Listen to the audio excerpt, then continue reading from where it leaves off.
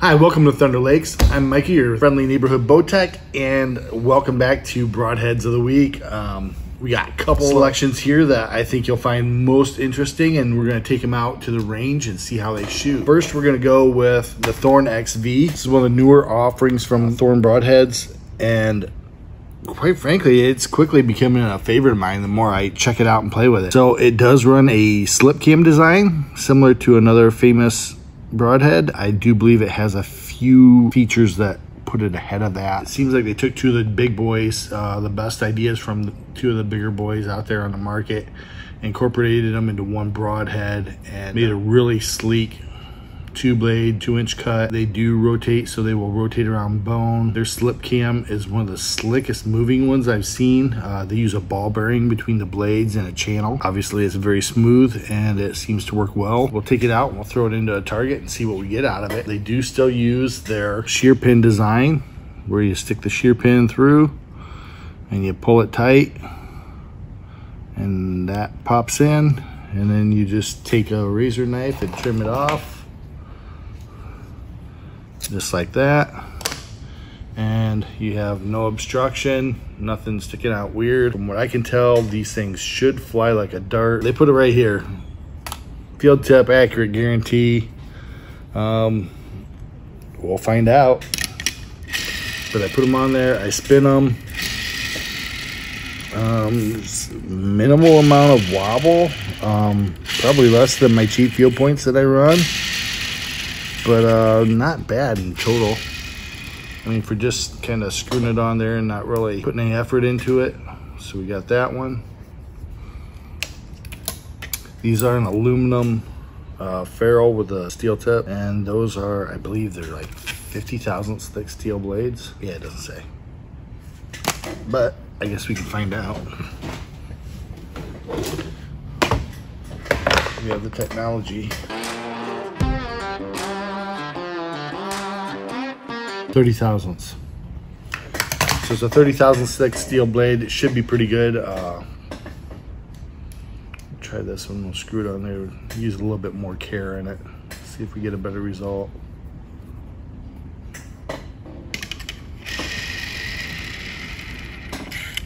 It's a pretty good spin. It's got a little wobble to it again.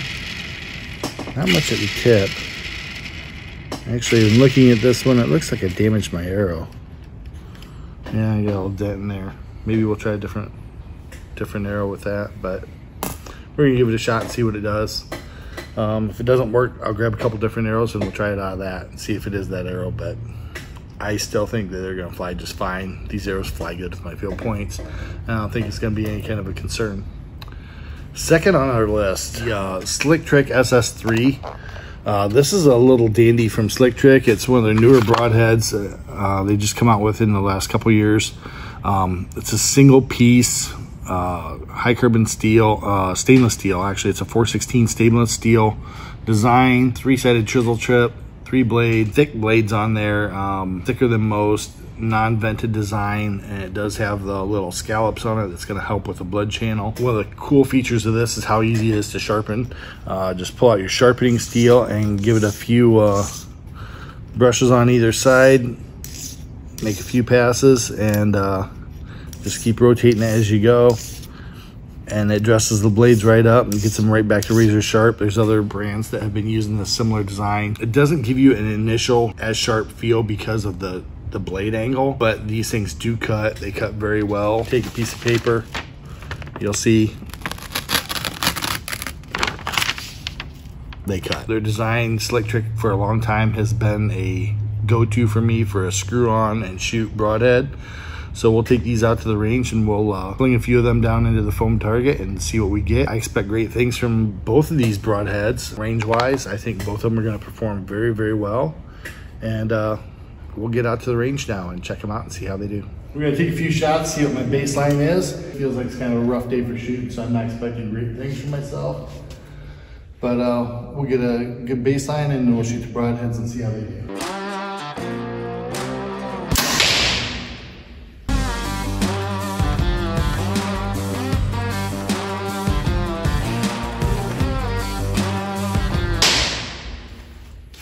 All right, let's see what we got.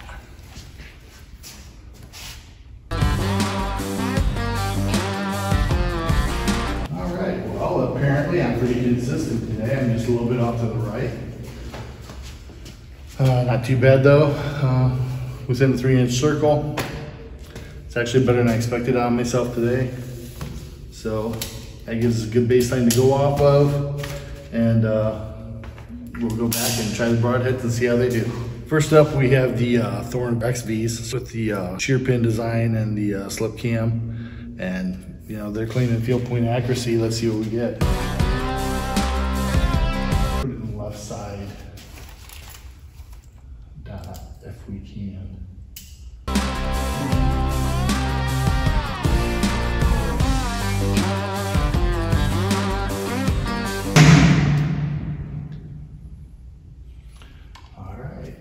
Second shot, we'll see what we get.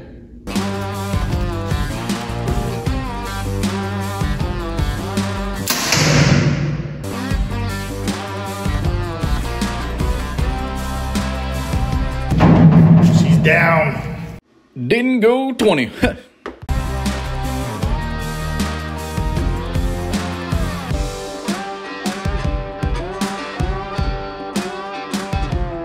I'm still off to the right side a little bit, like I was on the first with the field points. One's within that 3-inch or 2-inch circle. The other one is just outside of it. I'm gonna say they flew pretty good. Pretty much what I expected. And let's see what we got for holes. I know that on top of this, it doesn't always show the cut, but clearly they deployed, blades folded back. One of these days, I'm going to get some leather to put over this thing so we can actually simulate skink. I'm gonna say they got pretty good penetration as far deep as they went. Not necessarily the easiest things to get out, but you know, the broadheads went in. They pretty much did what they're supposed to do and opened up and sliced their way through. It looks like pretty much like a winner. Both the broadheads still function. I was surprised at how easy they pulled out. I guess they do flip back a fair bit, which is kind of nice that they do, because sometimes if you shoot your broadheads, which you should always do, you can really play hell trying to get them out.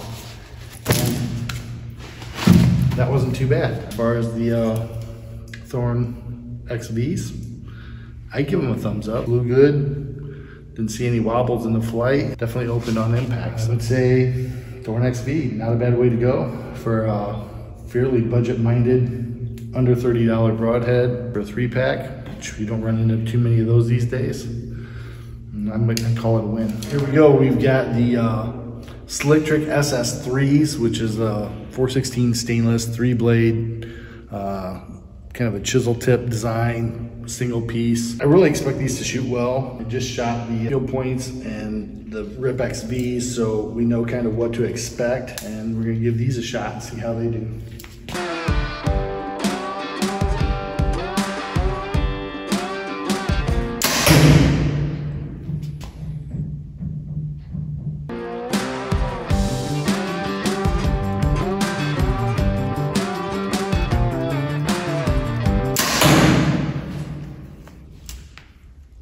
Let's go see how they did.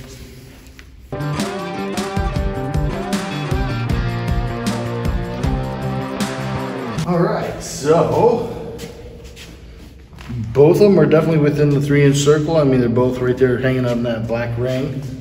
Not too bad. These are very consistent with where the XVs were and being a little bit off to the right like that one. This one, I dropped my hand a little bit and it's a little bit low left, but still within that 3-inch circle that I'm gonna say is probably 100% me. That first one went in pretty good. Definitely a hard spot there.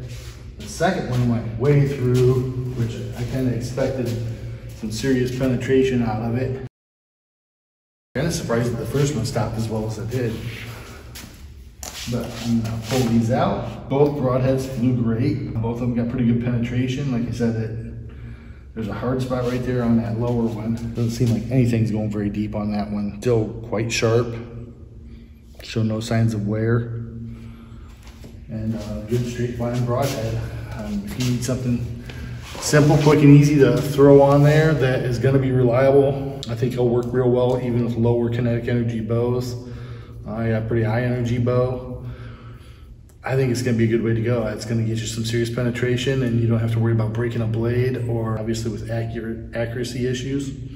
I don't think you have anything to worry about. Screw these on, give them a quick spin, and see how they do for you. Slick Trick, like I said, they've been making great broadheads for a lot of years. Stop in Thunder Lakes and check out the other broadheads we got. We got a full line from Slick Trick, Grim Reaper. We got some B3s. We got all sorts of stuff. Stop by the shop, pick yours up, and get them early. That way you get the ones you want for hunting season.